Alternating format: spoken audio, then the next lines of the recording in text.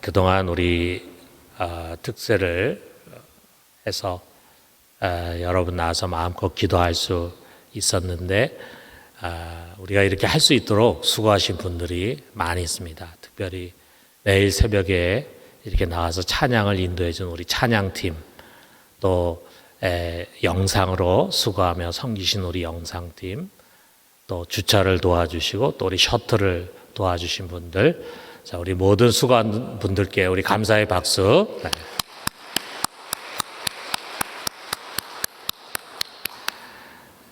몇 가지 간구 드리면은요, 오늘 저녁에는 고난절 예배가 있겠습니다. 오후 7시 30분에 이곳 은혜홀에서 예배를 드리고, 또 예배 중에는 우리가 오래간만에 또 성찬식을 갖기도 하겠습니다. 여러분 모두 나오셔서 함께 고난절 예배에 참여하시길 바랍니다. 그리고 그동안에 특별 새벽기도에 참여하신 분들 추석편은 돌아오는 주일날 여러분이 제출해 주시길 바랍니다. 그리고 이제 내일부터 새벽기도는 다시 은혜홀에서 갖게 되겠습니다. 오늘로 이제 20일 특세를 마치는데, 그동안에 또 은혜홀과 또 가정에서 함께 새벽을 깨우신 모든 분들 정말 잘하셨습니다. 다음에 우리가 또 2차로 20일 특별 새벽기도회 할 때는 이제 코로나가 훨씬 더 완화가 돼서 모두가 편한 마음으로 은혜홀에 나와서 같이 특세를 좀 즐겼으면 좋겠습니다. 뭐 이제는 거리두기도 다 없어지고 또 우리 이제 실내에서는 마스크 쓰지만 또 밖에서는 마스크를 뭐 벗을까 쓸까 이걸 가지고 논의할 정도가 되었으니까 다음번에 할 때는 우리가 훨씬 더 편안한 환경에서 기도회를 할 수 있지 않을까 생각이 듭니다. 여러분, 에베소서 우리 1장과 2장을 우리가 20일 동안 강의를 했는데, 이 에베소서에 대해서 나름 아주 깊이 있게 연구한 분들은 모르겠지만, 그렇지 않은 분들은 이 두 장 속에 그렇게 많은 진리가 담겨져 있나, 여기에 좀 새삼 놀랐을 것이라 생각합니다.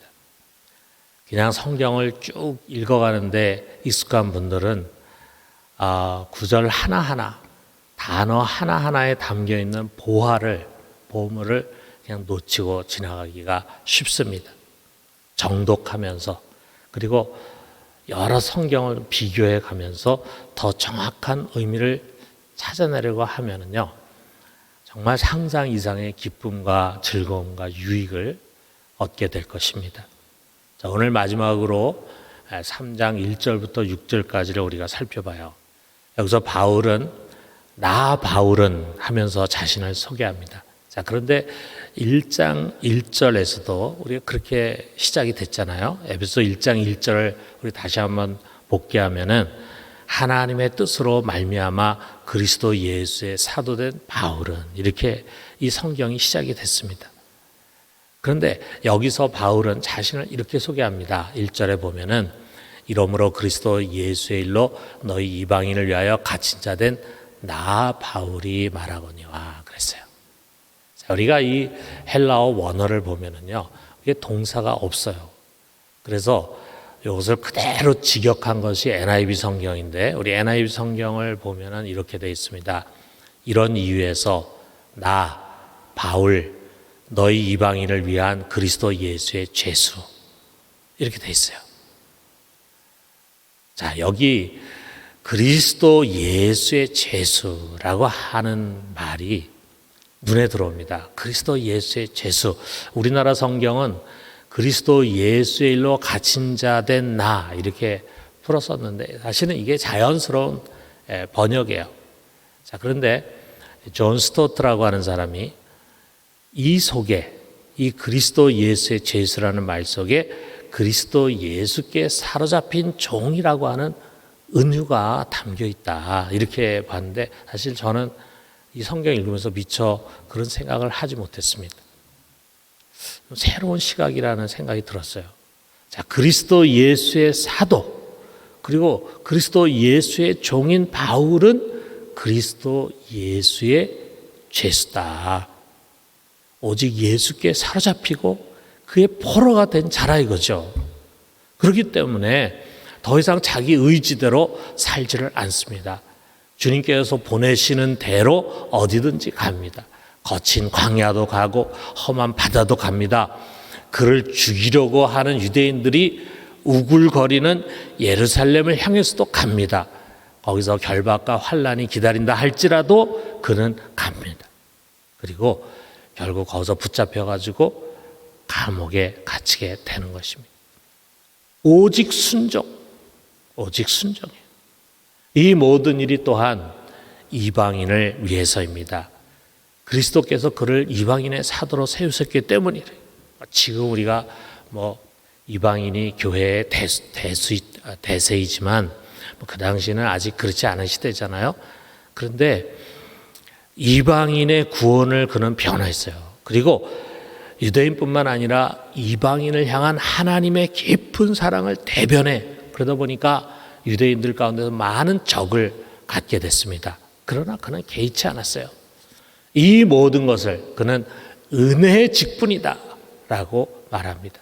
2절에 보니까 너희를 위하여 내게 주신 하나님의 그 은혜의 경륜을 너희가 들었을 터이라.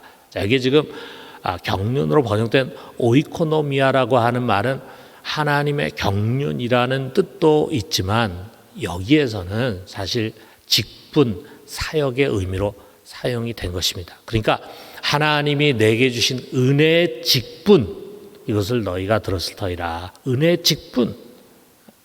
비록 그것이 나의 삶을 더 힘들게 하고 어렵게 할지라도, 심지어는 감옥에 갇히는 수모를 겪게 한다 할지라도 그것은 나에게 은혜의 직분이다 라고 바울은 말합니다.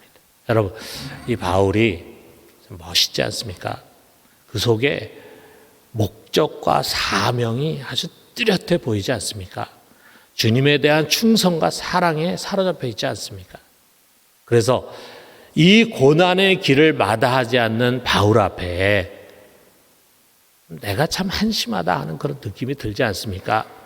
같은 예수를 믿는데, 같은 십자가의 은혜를 받았는데 삶의 목적과 방향도 잃어버리고 그저 매일 세상 사람들과 똑같은 걱정과 욕망에 사로잡혀서 다람쥐 쳇바퀴 돌듯이 살아가고 있는 내가 보이지 않습니까?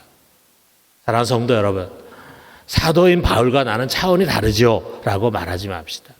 그러면 우리는 성경에서 적용할 것이 없어요. 성경에 바울이 자기 고백하고 에베소 교인들에게 한 말인데 우리가 그것을 바울의 이야기고 에베소 교인들에게 한 말이다라고 얘기한다면 적용할 것이 무엇이 있습니까? 여러분, 우리도 바울과 똑같습니다. 그저 먹고 마시면서 어떻게든지 살아가는 게 우리들의 삶의 과제가 아닙니다. 여러분, 우리 모두는 사명을 갖고 부르심을 받았어요.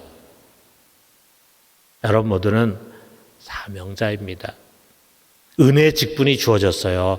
해야 할 거룩한 일들이 있습니다.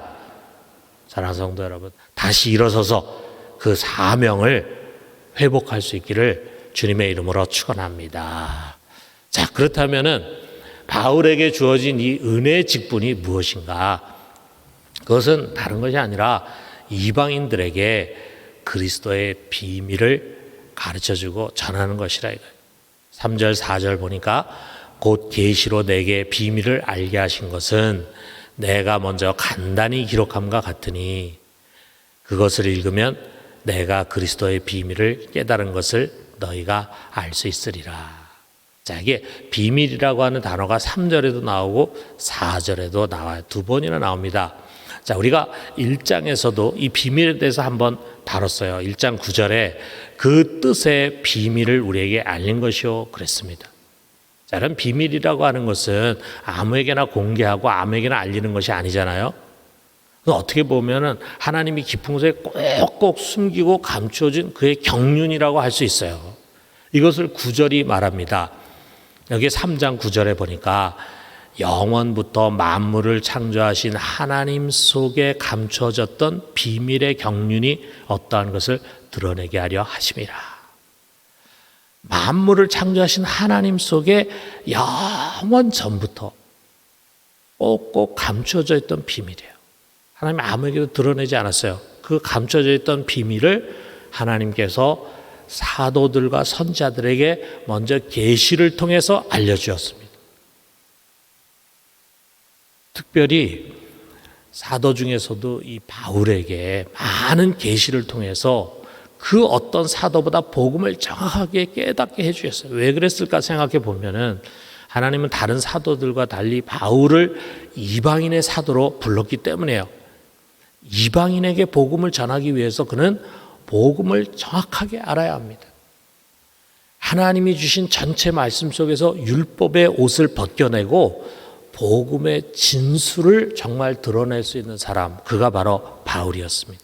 자, 그런데 바울은 하나님으로부터 이 계시의 말씀을 정확하게 받았는데 그것을 자기 혼자만 알고 있는 것이 아니라 그것을 먼저 기록을 했다 그랬어요. 3장 상반절 보니까 내가 먼저 간단히 기록함 같으니 그랬어요. 그리고 이것을 읽으면 그 비밀을 알 수 있을 것이라 했습니다. 자, 여기 먼저 간단히 기록했다. 이것을 너희가 읽으면 알 수 있을 것이다 라고 했을 때 이 먼저 간단히 기록한 것이 무엇일까? 바울이 따로 에베소 교인들에게 간단하게 뭘 요약한 것을 보낸 것을 가리키는 것인가? 뭐 여러 가지 이견들이 있습니다. 그런데 가장 바람직한 해석은 여기 앞에 1장과 2절의 말씀을 가리킨다고 보는 것입니다. 여러분, 우리는 이 에베소 1장과 2절 바울이 먼저 기록한 이 말씀에 복음이 기가 막히게 요약되어 있는 것을 보았습니다. 1장에서 예정부터 시작해서 속량과 우리의 아들됨, 그 다음에 영원한 상속에 대한 약속, 또 그것에 대한 성령의 인치심, 그리고 만유를 통일하시는 총괄갱신의 경륜을 1장에서 우리가 돌아봤어요. 또 2장에서는 십자가의 도와 능력이 무엇인지를 보여줍니다. 십자가는 죽었던 우리를 다시 살리셨어요. 그리고 유대인과 이방인 서로가 원수가 됐는데 둘이 하나가 되게 해주시고 또 하나님과 우리가 원수가 됐는데 둘이 화목하게 해주셔서 이 둘이 하나님 앞에 한 몸으로 나아갈 수 있게 해주셨습니다. 그리고 구원은 뭐냐? 구원은 이 은혜를 인하여 믿음으로 말미암는 것이다. 정말 너무 정확한 말씀이고 기가 막힌 복음이잖아요. 그런데 이것이 1장과 2장에 잘 압축이 되어 있습니다. 그런데 바울은 이것을요, 자기 깨달은 것이 아니에요. 하나님으로부터 직접 계시를 받았습니다. 정말 어마어마한 일이죠. 우리는 경험해 보지도 못하고 앞으로도 할 수 없는 일입니다. 그러나 그런 계시의 내용이 여기 성경에 기록이 되었고 우리가 그것을 읽으면 우리도 바울이 하나님부터 직접 받은 그 계시를 알게 된다고 말하고 있어요. 4절에 보니까 그것을 읽으면 내가 그리스도의 비밀을 깨달은 것을 너희가 알 수 있으리라. 여러분, 우리는 하나님부터 직접 계시받은 것은 아니지만 계시를 받은 바울에 의해서 기록된 성경을 읽으면서 그가 깨달은 이 진리의 복음을 깨닫게 됩니다.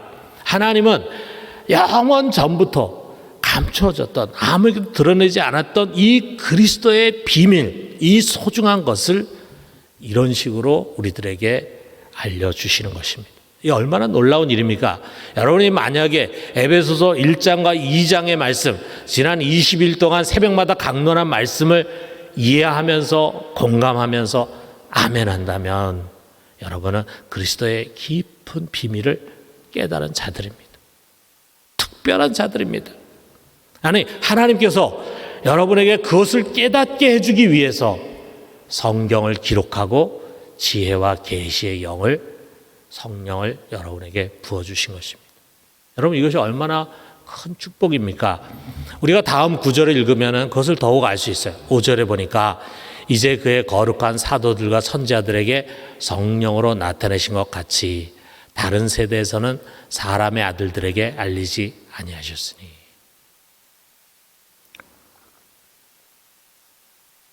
하나님은 이것을 아무 시대에도 그 이전에는 사람의 아들들, 그 사람들에게는 드러내지 않았어요. 그런데 이제 거룩한 사도들과 선지자들에게 성령으로 나타내 주셨습니다. 그것으로 끝이 아니죠.